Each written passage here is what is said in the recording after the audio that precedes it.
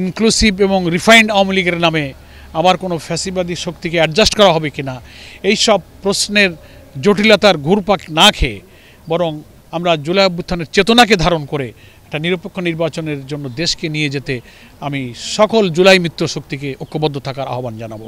দেশি বিদেশি প্রচুর ষড়যন্ত্র একের পর এক সক্রিয় হয়ে আছে। জনগণ ইতিমধ্যে সেটা বুঝতে পেরেছে। এই ষড়যন্ত্রে আলটিমেটলি কোনো কাজ হবে না। আমি তো খুব অপটিমিস্টিক মানুষ, আশাবাদী মানুষ।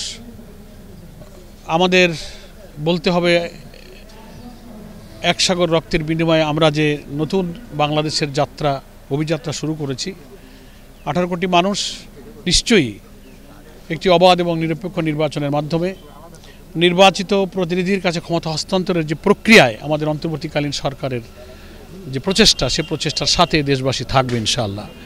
যদিও এই 7.5 মাসে এই প্রচেষ্টাকে বাধাগ্রস্ত করার জন্য দেশি বিদেশি প্রচুর ষড়যন্ত্র একের পর এক সক্রিয় হয়ে আছে।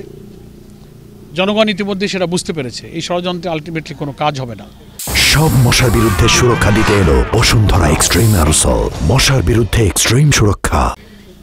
আমি আশাবাদী এবং আমার আবেদন থাকবে, যারা ফ্যাসিবাদ বিরোধী জুলাই আন্দোলনে আমরা যারা জুলাইয়ের মিত্র শক্তি, ছোটোখাটো সংস্কার, নির্বাচন একটু আগে হবে কি পরে হবে, মানবতা বিরোধীদের বিচারটা হবে কি হবে না, আগে হবে কি পরে হবে, ইনক্লুসিভ এবং রিফাইন্ড আওয়ামী লীগের নামে আবার কোনো ফ্যাসিবাদী শক্তিকে অ্যাডজাস্ট করা হবে কিনা, এই সব প্রশ্নের জটিলতার ঘুরপাক না খেয়ে বরং আমরা জুলাই অভ্যুত্থানের চেতনাকে ধারণ করে একটা নিরপেক্ষ নির্বাচনের জন্য দেশকে নিয়ে যেতে আমি সকল জুলাই মিত্র শক্তিকে ঐক্যবদ্ধ থাকার আহ্বান জানাবো।